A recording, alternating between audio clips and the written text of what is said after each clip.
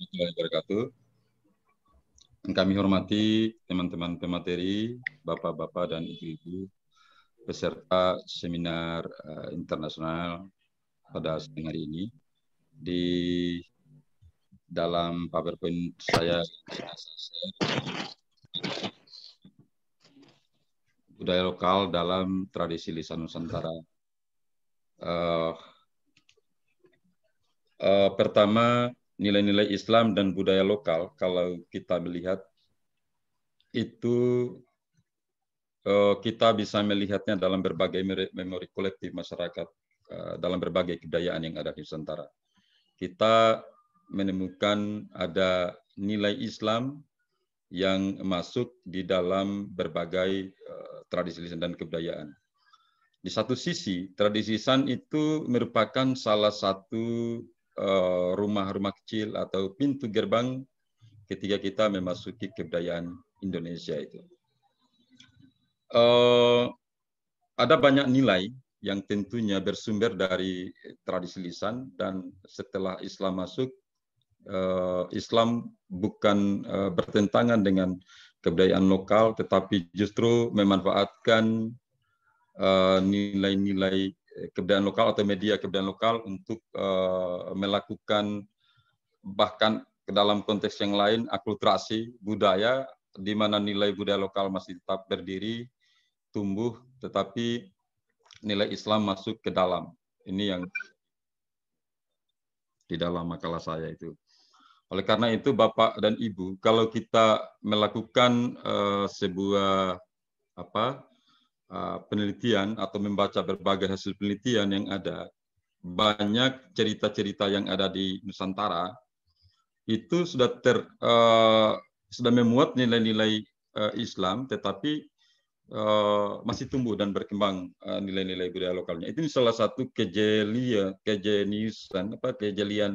Islam dalam di awal-awal tahap perkembangannya di Nusantara, dan ini adalah satu sisi kearifan lokal, kearifan para ulama ketika menyebarkan Islam di Nusantara.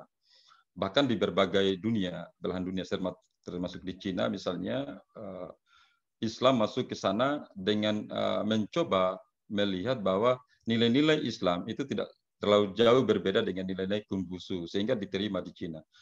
Penerimaan Islam yang kemudian menjadikan Nusantara sebagai salah satu negara dengan Muslim terbesar di dunia, itu kira-kira kita bisa melihat dari kuncinya. Dan hari ini saya melihat bahwa ternyata Islam, para ulama tidak hanya masuk dengan melawan kebudayaan atau budaya-budaya lokal, tapi justru masuk dengan melakukan internalisasi nilai-nilai Islam kepada budaya-budaya lokal itu. Ada proses internalisasi yang sangat luar biasa dan sangat halus. Ini yang mesti juga kita lihat dalam konteks peradaban modern hari ini. Dari sini kemudian kita bisa melihat dalam berbagai cerita itu, kita akan cerita rakyat, baik yang ada di Sumatera, di Melayu, di Jawa, di Sunda, di Kalimantan, Bugis, sampai di daerah-daerah Islam, itu rata-rata ada nilai yang masuk ke dalam. Di dalam konteks hikayat, misalnya Hikayat Negeri Buton, hikayat cerita, ada cerita Nur Muhammad, itu ditransformasi ke dalam cerita rakyat, dan sangat luar biasa hasilnya. Hasilnya adalah hampir seluruh tradisi lisan kita, cerita rakyat kita, bahkan ritual, artefak, itu semua memuat nilai-nilai Islami tanpa harus meninggalkan konteks budaya lokal yang ada. Ya. Ini salah satu kelebihan ulama kita di zaman dulu, sehingga mereka mampu melakukan akulturasi budaya dengan budaya lokal tanpa Islam masuk, budaya lokal tetap bertahan. Dan ini satu keunikan kita dari Islam Nusantara. Kira-kira itu yang ingin saya sampaikan. Kita bisa melihat budaya lokalnya ini di sini. Akulturasi itu, Islam dan budaya lokal dalam tradisi lisan itu bisa terjadi pada cerita rakyat. Ya. Di dalam cerita rakyat, misalnya Hikayat Negeri Pasai, misalnya, kita bisa melihat adanya ruang akulturasi Islam. Ada satu hal yang kita bisa lihat pada awal-awal gagasan Islam ini masuk ke budaya lokal. Misalnya cerita Hikayat Negeri Buton, Hikayat Negeri Pasai, atau Hikayat Bumbung Buih di Kalimantan itu ada proses pemotongan genealogi sejarah luar biasa ini, kekuatan Islam dalam proses proses melakukan penetralisir budaya lokal, ya. Ceritanya tetap cerita lokal, tetapi ada ruang untuk memotong genealogi kita itu. Misalnya di Buton, begitu panjangnya sejarah Buton, misalnya Hikayat Negeri Buton, lalu Hikayat Negeri Buton yang ditulis oleh orang Banjar itu, kemudian dikatakan bahwa Wakaka itu lahir dari bambu itu, ya, Betena Tombula, cerita yang dari bambu. Demikian Bumbung Bui lahir dari bui, dan itu juga Hikayat Pasai lahir juga dari bui. Kemudian beberapa cerita yang ada di sekitar Ternate juga ada proses masuknya nilai-nilai Islam ke dalam cerita. Dan ini di satu sisi sangat politis sekali, karena misalnya di dalam Hikayat Negeri Buton, yang tadinya Wakaka itu dari dalam konteks tradisi lisan, Wakaka adalah salah satu pasukan Genghis Khan yang datang, yang lari dari Pulau Jawa ketika ditaklukkan oleh Mataram. Kemudian, tetapi ketika Islam masuk, hikayat itu, cerita itu ada tumbuh di masyarakat tentang itu, lalu Islam masuk, dia dihadirkan lahir dari bambu. Sehingga tidak ada cerita yang ingin dicari lagi asal-usul Wakaka. Kira-kira seperti itu cara kerja Islam di dalam proses Islamisasi Nusantara di masa lalu. Ada proses yang sangat halus di mana nilai-nilai Islam dimasukkan di dalam berbagai tradisi lisan itu. Kemudian juga masuk di dalam berbagai doa-doa dalam ritual mantra kita. Yang tadinya mungkin dia menggunakan mantra memuji dewa, dewi, atau nenek moyang yang ada di kayu atau apa. Kemudian masuk Islam, dia lakukan proses akulturasi, tradisi lokalnya masih jalan misalnya, tetapi doanya sudah doa Islam. Ini, jadi akulturasi budaya tetap terjadi. Misalnya dalam ritual di Wakatobi misalnya ada ritual Bangka Bule-Bule, sebuah ritual yang sangat dekat dengan peradaban Hindu-Buddha di Bali. Bangka Bule-Bule itu ada peradaban Hindu-Buddha di Bali, di mana membawa kayu, membawa barang-barang ke laut itu. Tetapi di saat ini ketika Islam masuk tidak mengganggu ritual itu, tetapi justru mantranya, doa-doanya itu sudah menggunakan doa-doa Islam itu. Ini luar biasa itu. Demikian juga dalam berbagai nyanyian rakyat, bahkan permainan rakyat, termasuk arsitektur itu. Apa yang diceritakan oleh Pak Laude Ta'lami tadi, Pak, tentang struktur benteng yang menggunakan dari Pak Halyadi kemarin, ada konsep 4, itu konsep-konsep yang merupakan konsep Islam yang masuk dalam struktur arsitek lokal kita, kira-kira seperti itu. Dengan demikian kita bisa melihat ada ruang yang pertemuan budaya, nilai-nilai Islam dan budaya lokal yang kemudian tetap bertahan, tapi kedua-duanya bisa tumbuh dalam konteks kita sebagai Nusantara, kira-kira di sana itu. Itu yang coba kita lihat. Berikutnya, oleh karena itu kita bisa melihat ada budaya lokal di berbagai daerah, dan ini akan menjadi ruang diskusi kita ke depan untuk melihat bagaimana konsep atau proses Islamisasi di berbagai daerah di Nusantara, apa proses pemanfaatannya itu yang ingin kita lihat. Bagaimana keberadaan budaya lokal ketika dia berhadapan dengan Islam dalam ketika kita melihatnya sebagai dari sisi kacamata akulturasi dan perubahan masyarakat itu yang menjadi penting. Yang kedua, kita bisa melihat ya, Islam masuk sebagai sebuah nilai baru dalam berbagai tradisi lisan. Ini menarik. Ya. Kalau dalam peradaban modern hari ini, ya, ketika Taliban menjadi salah satu bagian dari isu global, di mana dituduh oleh Amerika misalnya sebagai sarang terorisme, apa permintaan Amerika kepada Bollywood membuat film tentang itu? Untuk apa? Dia menjadi salah satu penetrasi kesadaran di sana. Oleh karena itu, Bapak dan Ibu peserta seminar yang berbahagia, dari sekian banyak tradisi lisan yang ada, misalnya, ya, kita mesti membicarakan tentang ruang akulturasi budaya, bukan dalam konteks kebudayaan saja, tetapi budaya yang tradisional yang selama ini menjadi bahan diskusi kita.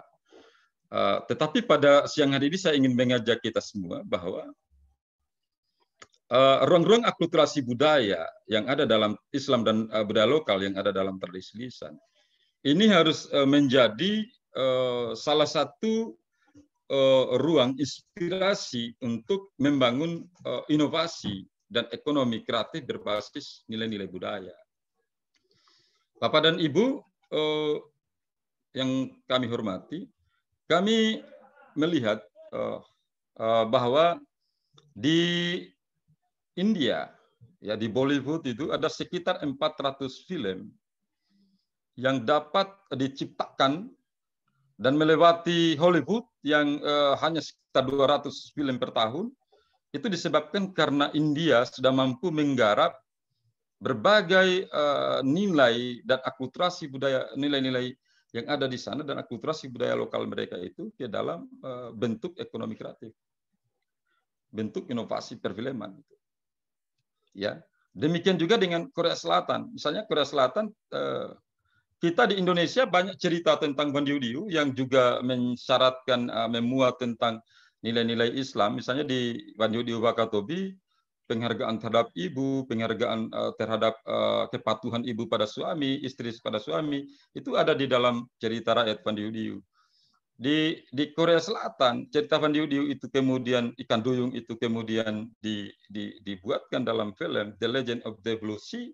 Mereka tidak punya laut yang hebat seperti lautnya Indonesia. Akhirnya mereka harus meminjam laut di Karibia untuk tempat syuting filmnya. Kita punya laut yang banyak, mulai dari Aceh sampai Papua, laut kita indah. Tetapi karena gagasan kita belum masuk kepada pemanfaatan nilai lokal dan nilai-nilai Islam yang universal itu ke dalam riset-riset atau program-program kerja inovasi dan ekonomi kreatif. Ini yang akan menjadi tantangan kita di masa yang akan datang itu. Mulai dari berbagai bentuknya. Misalnya cerita rakyat kita bisa membuat inovasinya dari cerita rakyat lokal yang memiliki nilai-nilai Islami, kemudian menguat juga budaya lokal, kemudian kita bisa transformasi ke dalam bentuk film, bentuk novel, bentuk puisi, bentuk drama. Ini yang dituntut oleh kita hari ini, kira-kira seperti itu. Kemudian dalam proses arsitektur misalnya, nilai-nilai ini juga kita bisa lihat dalam berbagai arsitektur di Nusantara itu. Ya, kira-kira seperti itu. Ini sekaligus jadi lokal ini juga akan mendukung titik lontar yang disampaikan Pak Siradi tadi, titik lontar persebaran Islam di Nusantara. Ketika saya ke Wakatobi, di sana ada cerita panjangnya, ya, di sana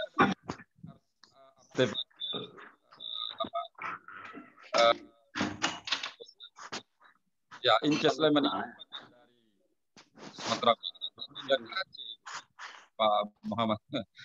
Ini menarik. Jadi akan ada ruang kekuatan kebudayaan kita yang luar biasa, di mana nilai-nilai Islam sebagai nilai universal dan nilai budaya lokal kita sebagai satu keunikan, ini akan menjadi kekuatan ekonomi kreatif kita. Saya melihat ada di sini ada berbagai cerita yang ada ini. Kemudian misalnya di Bugis ada Pau Rikodang misalnya, ini ada nilai-nilai Bugis di sana. Di Melayu ada istri yang bongkak. Di masyarakat Tolaki misalnya ada cerita Langgai Moriana Ndotongano Honua. Kemudian di Buton ada Negeri Muhammad, Hikayat Nur Muhammad, salah ini Hikayat Nur Muhammad yang juga versi Buton. Ya, kemudian dan nilai-nilai Islam dalam cerita anak-anak Kapala di Wakatobi. Ini tentunya di daerah-daerah lain banyak sekali yang kita bisa buat. Dan sekali lagi, tantangan kita sebagai peneliti kebudayaan hari ini adalah bagaimana kalau kita menjadikan nilai Islam dan budaya lokal ini sebagai ruang inspirasi, inovasi, dan ekonomi kreativitas kita. Tanpa adanya upaya untuk memikirkan tentang pemanfaatan nilai-nilai universal Islam dan nilai-nilai keunikan budaya lokal yang ada dalam berbagai tradisi lisan kita, saya pikir kita akan membuat sebuah karya yang tidak punya karakteristik yang kuat, terutama budaya-budaya lokal kita. Kami telah membuat satu novel yang berangkat dari cerita Watimpi di Binongko, Wapimpi di Binongko. Kemudian di sana ada juga banyak nilai-nilai Islamnya, ada kawin paksa yang juga ditolak. Kemudian kami mentransformasinya dalam sebuah novel di bawah Bayang-Bayang Ode, dan kemudian akan kami sedang berusaha untuk membuatkan dalam bentuk sebuah film. Dari novel itu kemudian sudah menjadi drama, dari drama turun menjadi souvenir, ada bajunya, dan ada juga banyak hal yang ingin dibuat di sana. Kira-kira kalau kita, para ahli budaya ini, para sejarawan ini, menurunkannya dalam bentuk yang lebih jauh seperti itu kepada produk, ini yang ditunggu oleh bangsa ini. Karena kalau kita tidak melakukan pada ranah inovasi kreatif, ini akan membuat semua ini hanya dalam menjadi bahan diskusi yang juga tidak akan memberikan kontribusi pada kesejahteraan, kepada kehidupan berbangsa dan bernegara kita. Saya kira demikian, Ibu Ana. Terima kasih. Bila ada, assalamualaikum warahmatullahi wabarakatuh dan selamat siang. Pak Rektor atas pemaparan. Terima kasih banyak kepada peserta yang masih bergabung sampai saat ini.